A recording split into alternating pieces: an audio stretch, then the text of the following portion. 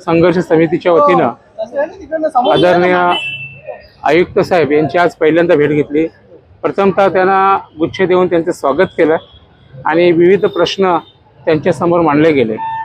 त्याच्यामध्ये 27 गावातील जे काही इंटरनल रस्ते आहेत ते रस्ते गटारीसाठी त्यांनी या भागात 27 गावामध्ये दौरा करावा आणि वस्तुस्थिती त्यांनी बघून घ्यावी।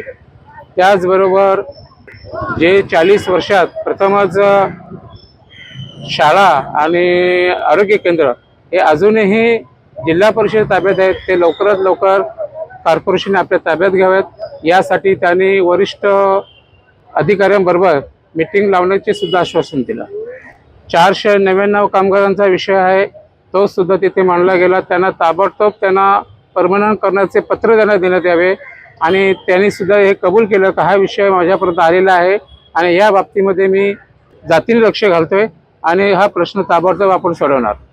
त्याच ठिकाणी आमचे संत सावलाराम महाराज स्मारक हा सुद्धा तिथे चर्चेला गेला आणि त्याच्यासाठी सुद्धा जे काही अधिकारी आहेत आणि आम्ही सांगितल्याप्रमाणे आर्किटेक्ट नेमावं त्यासाठी सुद्धा त्यांनी कबुली केली आणि या बाबतीमध्ये त्यांनी सहकार्य करण्याचे आश्वासन दिले। असे अनेक विषय होते।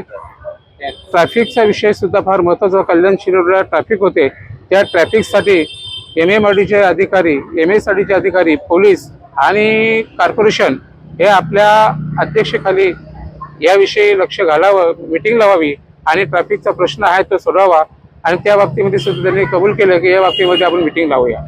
आणि घरपट्टीचा विषय जो टॅक्सचा तो टॅक्समध्ये सुद्धा जे काही वाढ होत चाललेली आहे या बाबतीमध्ये सहकार्य करावं तर त्या बाबतीमध्ये सुद्धा त्यांनी स्वतःहून स्टडी केलेला आहे।